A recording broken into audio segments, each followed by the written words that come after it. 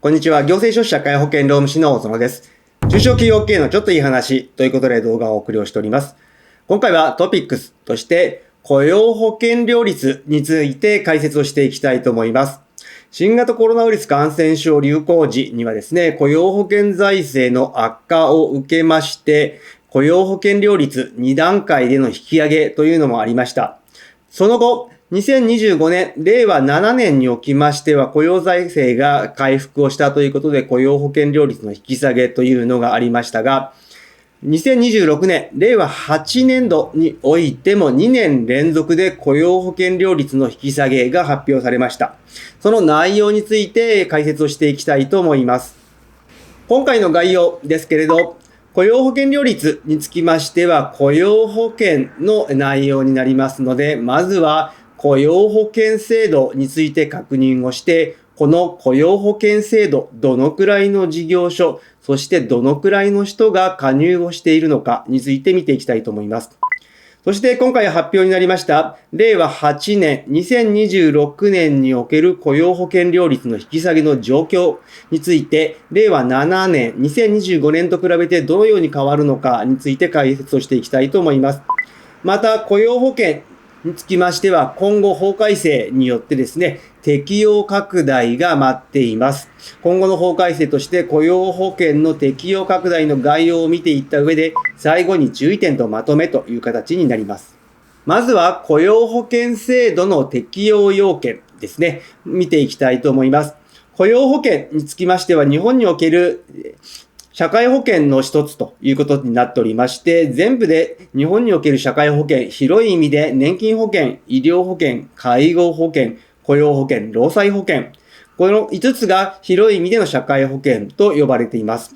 そしてそのうち年金保険、医療保険、介護保険につきましては、狭い意味での協議の社会保険という言い方をして、残りの2つ、雇用保険、労災保険については2つをひとまとめにして労働保険という言い方が一般的かと思います。そして今回の雇用保険料率の引き下げに関しましては労働保険のうちの雇用保険に該当するものになってきます。この雇用保険につきましては今どのくらいの事業所が加入をしているのかと言いますと、雇用保険の適用事業所数というのは今現状約237万6000所と言われております。このうちですね、237万所のうち4名以下の事業所というのが 60.9%、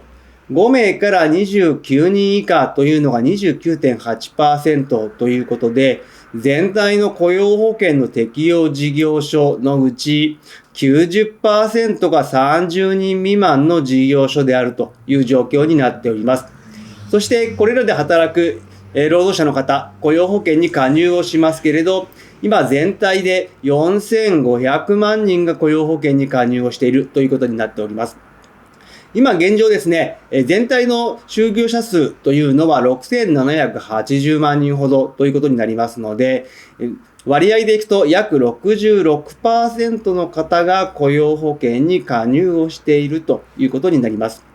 では、この雇用保険に関してはどういった方が加入しなければいけないのかというと、加入対象としては正規の社員の方はもちろんですけれど、パートの方もですね、一定の要件を満たした場合には加入をしなければならないということになっております。この一定の要件につきましては、2028年、令和10年の10月1日から変更になりますので、この内容についても後ほど解説をしていきたいと思います。そして雇用保険、加入をすると保険料というのを納付しなければいけない。こちらは事業所、そして労働者の方、それぞれが負担をするという形になっております。完全に折半というわけではありませんけれど、ほぼ折半に近い形で労使で負担をしているという形になっております。そして今現状、令和7年、2025年の雇用保険料率に関しましては、労働者負担で賃金に対しての 0.55%、そして事業主が負担をするという形で、今全体としては雇用保険料率は 1.45% という形になっております。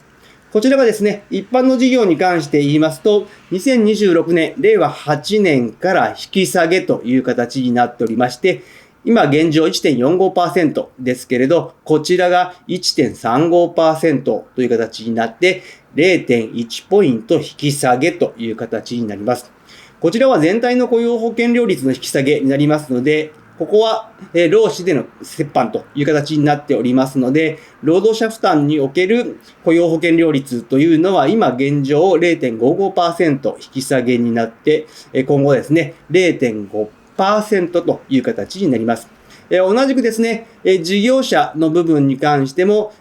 雇用保険2事業は変わらないんですけれど、失業等給付、育児休業給付の保険料率の部分が引き下げとなりますので、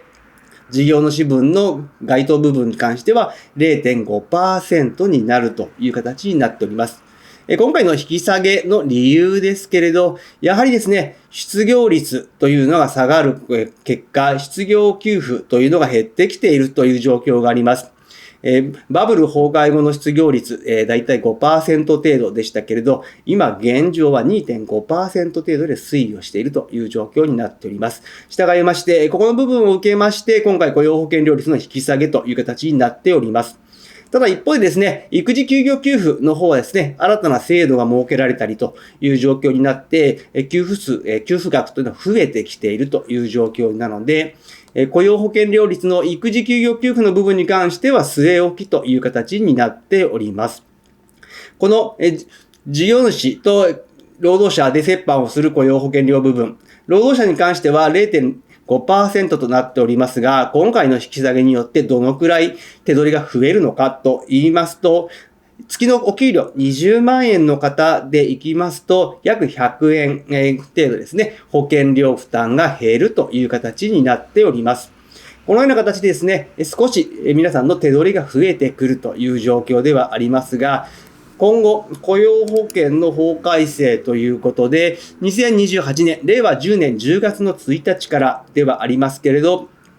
雇用保険の適用拡大というのが進められているという状況になっております。もうすでにですね、社会保険の適用拡大も進んでおりますけれど、雇用保険も適用拡大をしていくという形になっておりまして、適用拡大をする理由ですけれど、やはりですね、働き方の多様化が広がってきたという、そのためにですね、働く方、雇用のセーフティーネットの拡大が必要という判断で、適用拡大が進められているという状況になっております。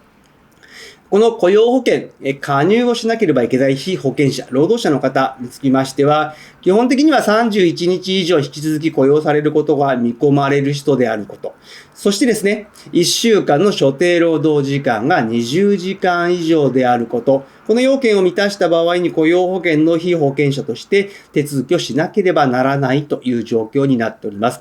従いまして、1週間の所定労働時間が20時間未満の方は雇用保険に入る必要がないんですが、この該当者というのが今現状718万人ほどいるというふうに言われております。男性が 27%、そして女性が 72% ほどで圧倒的に女性の方が多いという状況になっておりますが、今後2028年の10月からこの要件の一つでありました1週間の所定労働時間が20時間というのが10時間という形で引き下げが行われます。その結果ですね、新たに481万人の方が雇用保険に加入をするという形になっておりまして、今まで雇用保険料引かれていなかった方は今後雇用保険料が引かれるようになるという形になってきます。そして最後に注意点とまとめですけれど、まずはですね、雇用保険料率の変更に伴う給与計算に注意をしてください。2026年、令和8年4月から変更になってきますので注意が必要。またですね、